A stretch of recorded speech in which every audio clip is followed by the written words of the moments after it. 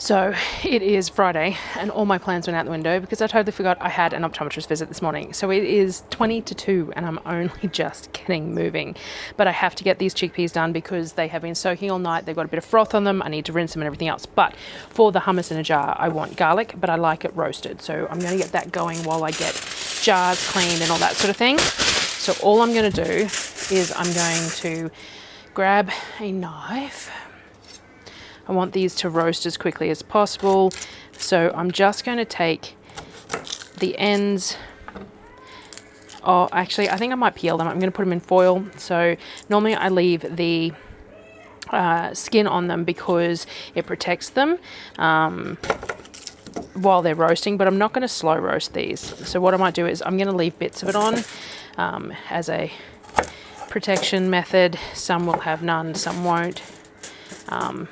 And it's fine because I'll just take it all off when it comes out of the oven. I'm just going to take the ends off preemptively so that I don't have to worry about it afterwards. I just get them off the skin and then they'll be ready to go. Now, size, I see I probably want to take these a bit smaller because what we're going to do is we're going to stick them in the jars as is, because when the hummus is ready, we blend it. So we want the garlic in to be sort of individual. Like if you were using normal garlic, you'd have cloves in there, but because we're using elephant garlic, then they're these really big pieces. So I'm changing my mind as I go because I'm doing this in a hurry. Normally, I'd slow roast it. So I'd stick it all whole in the papers, all in this. I'd have it on low and slow for like 2 hours and I'd roast it that way. All I'm going to do, because I'm in a hurry, is I'm going to cut it smaller. I'm going to turn the oven up to a more of a moderate temperature in the foil, and then it'll still have that softening, sweetening sort of a thing because I'm going to add a bit of salt to it and things like that. But I'm going to do it all in already cut up clove size sort of pieces so that I can stick these straight in the jars. And I don't know how much I've got here, but we need I worked out that I should have around about 24 jars worth. So that's about how many pieces we need. We can assess it as we go. This is pressure cooked, so to a degree you can play with the quantities of things as much as you want, so long as your density is fine. So you could have 2 pieces of garlic, you could have 4 pieces of garlic. It doesn't really matter because it's being pressure canned, just so long as you're not affecting the density, the viscosity of the canning liquid, because if it's too thick, then the heat can't penetrate it properly and then you have unsafe canning practices. So what we want is still plenty of liquid in there, which as we do it, you'll see that there will be. But using larger than normal cloves of garlic, or 2 cloves of garlic versus 1, is not going to be a big deal here. So I'm just going to cut all this up into the pieces, get it all in here. I've got the oven on. I'm just going to throw it in a tray, probably at about 200 for, let's say, 35-40 minutes, because that's probably how long it'll take me to get everything else sorted. I need to toast some sesame seeds and get my jars cleaned and all that sort of stuff. So we're getting there. Now, because I'm doing potentially 2 layers of jars, then using my Fowler's jars is not great, though I could use 2 canners, because stacking them, you can stack them, but they're quite tall because of the clips on them. You have to have a nice flat base that's sitting on top so it's not affecting seals and stuff. It's not as simple as stacking 2-piece lid jars, like ball mason jars, which I didn't think about at the time. But as I said, I could run 2 canners and just have a load of Fowlers in each canner. I don't know what I want to do yet. So let me get this done. I will get this in the oven, and then I might have a look at my cupboards and see what's the cleanest jars, because I have to wash them no matter what, because they've been stored in a cupboard. But I have run out of cupboard space because I've got so many empty jars at the moment. So some of my jars are just in crates and they are a lot dirtier than jars that have been stored in cupboards and things like that. So there's an effort factor there as well. So anyway, that mac and cheese last night, the protein pasta, really, really nice, very soft, and I reheated a serve of it for lunch, and the texture of the pasta was great. The kids ate almost all, they ate about half the tray for dinner, and then they reheated serves for the 4 of them that wanted serves for lunch. The other kids had quesadillas and with the pulled pork, and ate all that, and then we've put the rest in a freezer bag, and they can have that easy reheat in the oven for a lunch or a dinner or whatever another time. So that mac and cheese went down well, but yeah.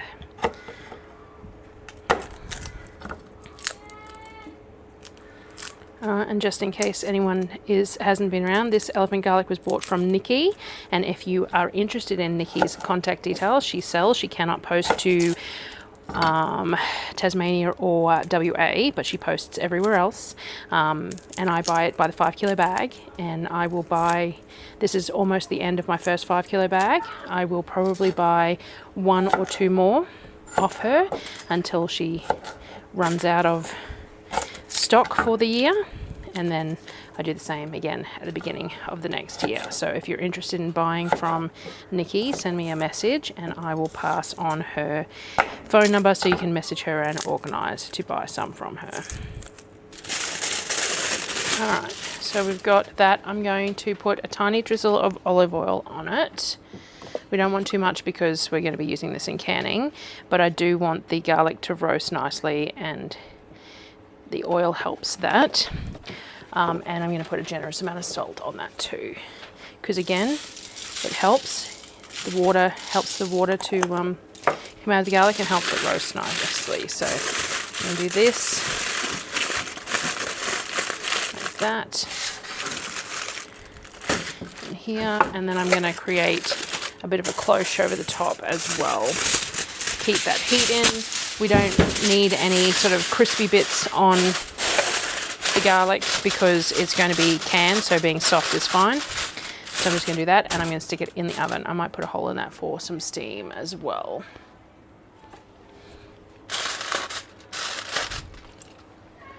There we go. So let's get this roasting.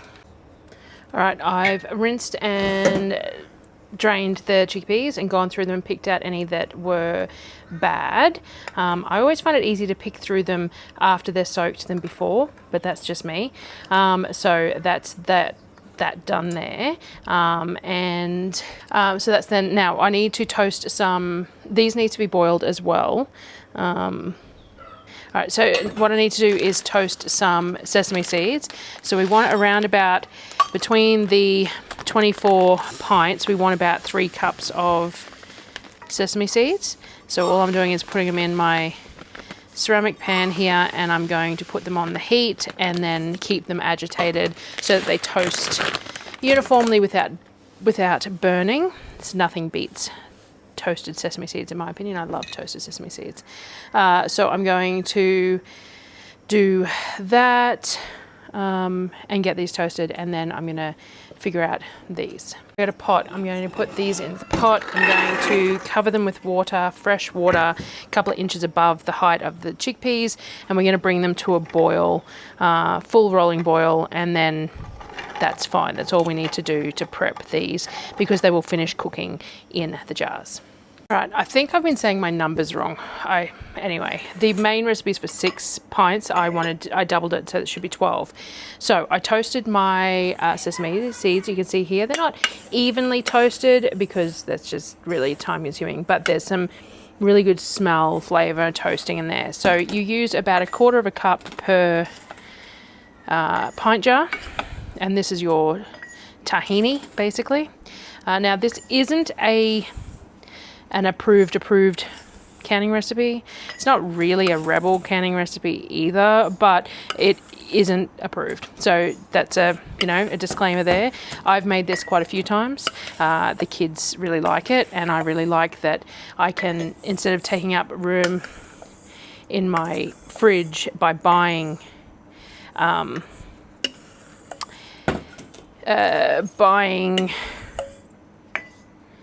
hummus, which is what I normally do in the 1 kilo. They like a specific brand. What I can get away with doing is just having a jar at a time. So we just put a jar. Now I do find that sometimes if I'm doing it in the Thermomix, sometimes 1 jar doesn't blend very well and I need 2 jars to do it properly, but that's fine. The recipe is for canning in pint jars, so that's what I'm sticking with. So we do a 1/4 cup of that. Now we need to add garlic as well. Let me check on my garlic. My chickpeas are still coming up to a boil, so they're on the stove. We want to get them to a rolling boil, skim any froth off. There's a fair bit of froth at the moment on there, so I'm going to skim all that froth off, bring it up to a rolling boil, and then they will be ready to be put in the jars. I'm going to check my garlic.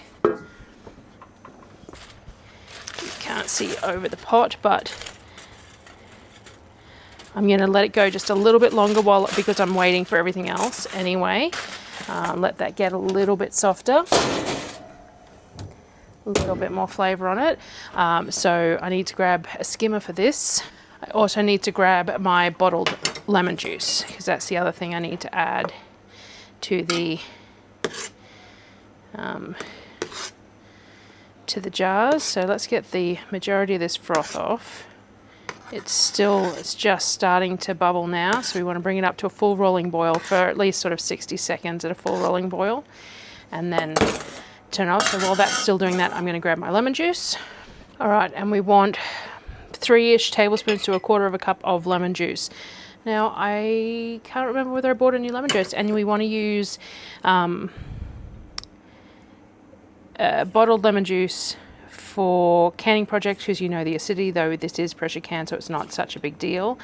And I do have plenty of lime juice in the freezer, but I don't know how well that would go with hummus, to be honest. So let's see what we've got here.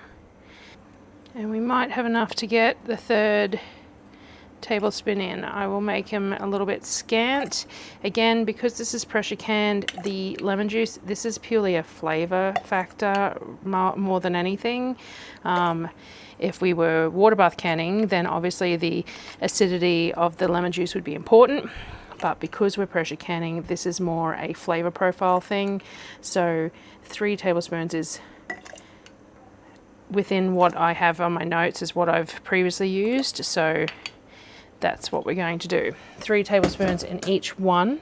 And then these beans are boiling, so I'm going to get them turned off. I might put the garlic in here first, actually. So the garlic's got a little bit of colour on it. It's softened up a bit. It's got sort of a mellower flavour, though elephant garlic's pretty mellow anyway. So I'm going to grab a fork, I think. All right, we've got a fork. Now, I think what the recipe said, what I did last time, was like 3 small cloves of garlic per. So we might do just 2 pieces of these per jar as a good sort of a alternative. My kids really like garlic, so I'm not concerned about it being too garlicky. Maybe I'll put a... Yes, you can have an apple. Maybe I will put a 1/3 piece in, actually, because I have plenty here. And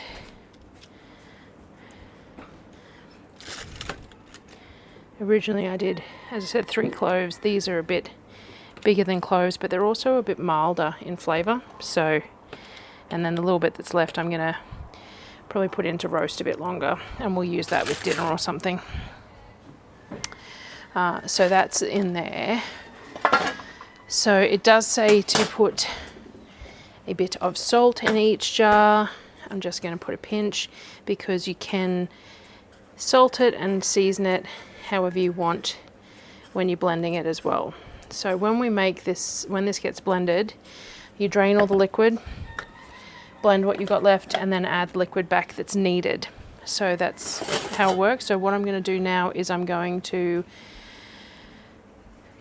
drain off these chickpeas again, and then we're going to get these in the jar. I actually decided not to drain them because I just skimmed them more, because we're going to use some of that liquid in the jars if needed. So all we're going to do is we're going to put the beans in the jars, I should move it so you can see what I'm doing.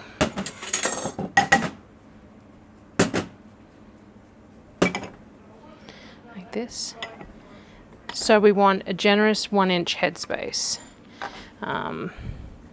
because we want room for those beans to expand a little bit more, because they will. They've been soaked, they've been boiled, but there's still potential for them to expand just a bit more.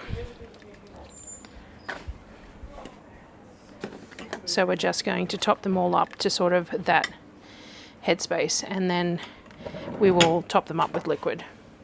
All right, so we've got the garbanzo beans in here and to the generous 1.5 inch headspace, and then we're just going to top them up with the cooking liquid.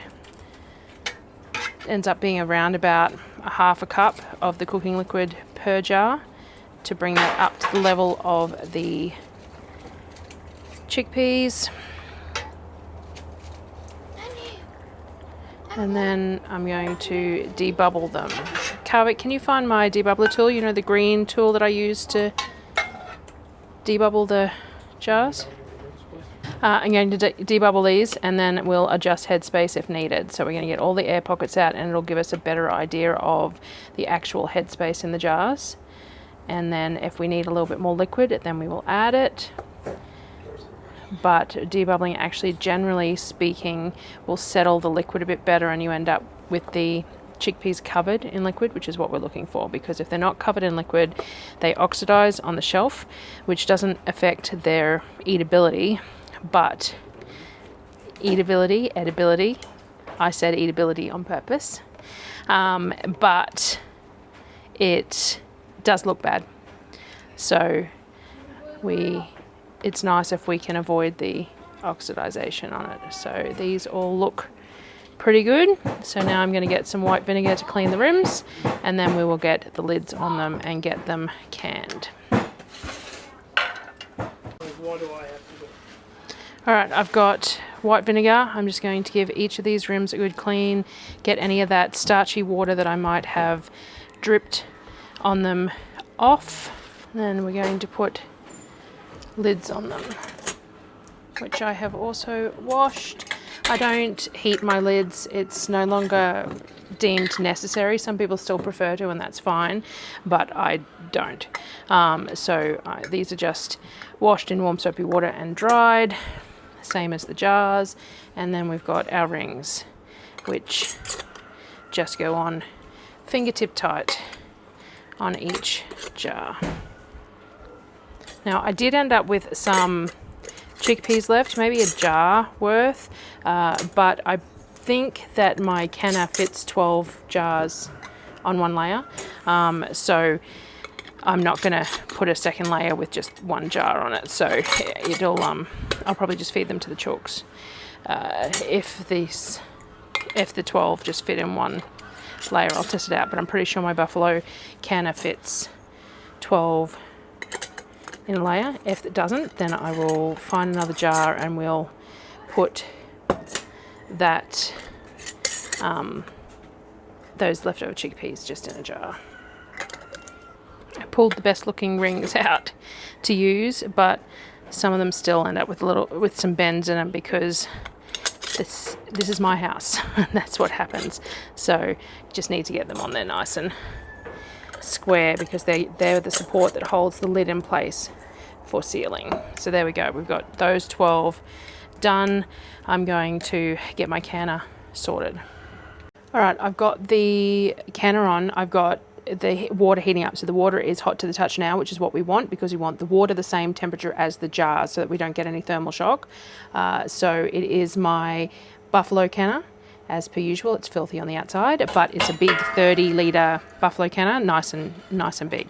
So there's a rack in the bottom so that the jars aren't sitting in the bottom. It's actually an old a holy pizza tray thing, because that works quite well, and I can get them cheap.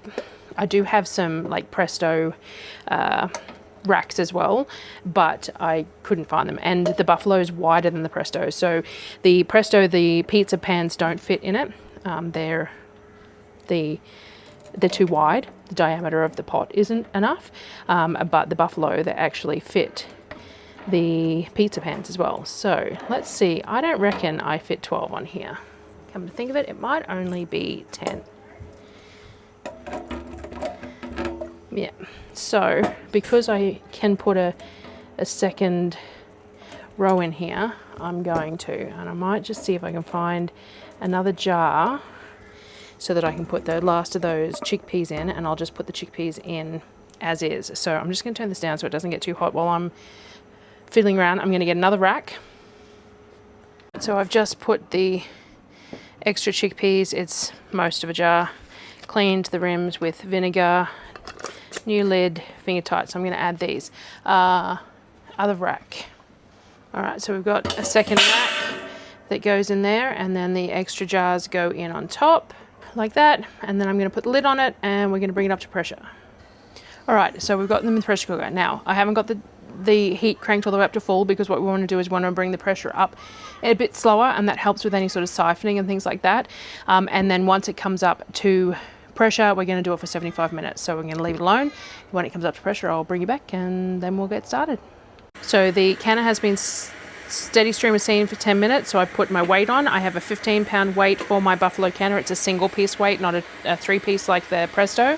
I'm above 1,000 feet, so it needs to be at 11 pounds on a gauge, or using a 15-pound weight for 75 minutes. So now we'll wait for the weight to start slow dancing, like I like to say.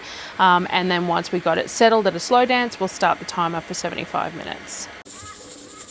So we've got the weight dancing, so now I'm going to start the timer for 75 minutes, and then at the end I will come back.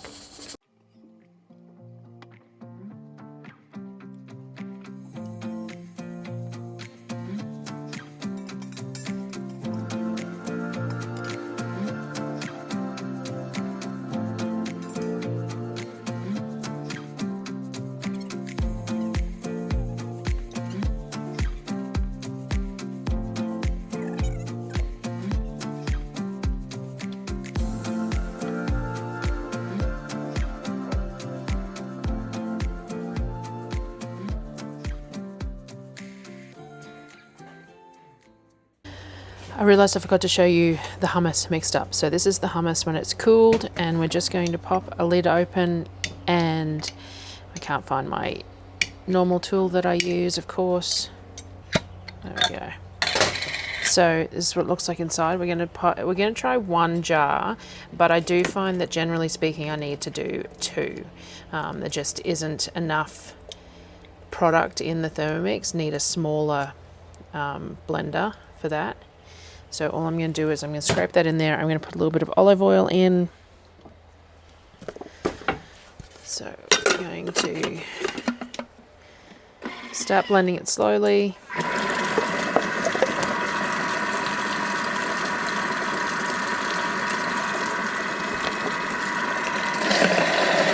At about the 25-second mark, it gets to the point where there's not enough hitting the blades, so we're going to scrape it down.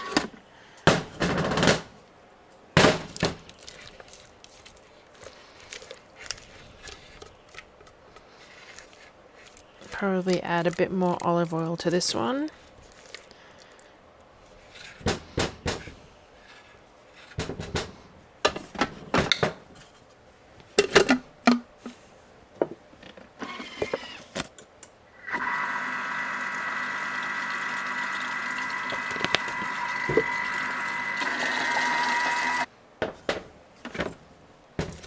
Again, a smaller container or more product would make this go smoother, easier.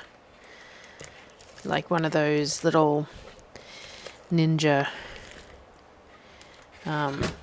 cups or whatever, but I think it's too much for one of my individual blender things, which is a problem. So it's still quite chunky at the moment, so we're going to give it another 30 seconds, see if we can get it a bit smoother. If not, I might try it in the tri-burst, because I don't really want to make up 2 jars worth of it at a time if I can avoid it. It's still not as smooth as I'd like, but we're going to give the boys a try. You want to grab some rice crackers? The twins are the biggest hummus and rice cracker eaters, so they're the ones who we have to appeal to their flavour with. So This is Can't open it. Tastes good. tastes good. Yeah. Not too lumpy. It's all right. It's smooth, even though it's got the little bit of texture to it. Happy with that? Yeah. All right. So Really good. some of the kids might be less happy with the texture than others, but the twins, as I said, Lorcan, Orpheus, and Kavik are the ones who eat hummus and rice crackers the most. So if they're happy with it, then that's the main thing. So there we go. Thank you.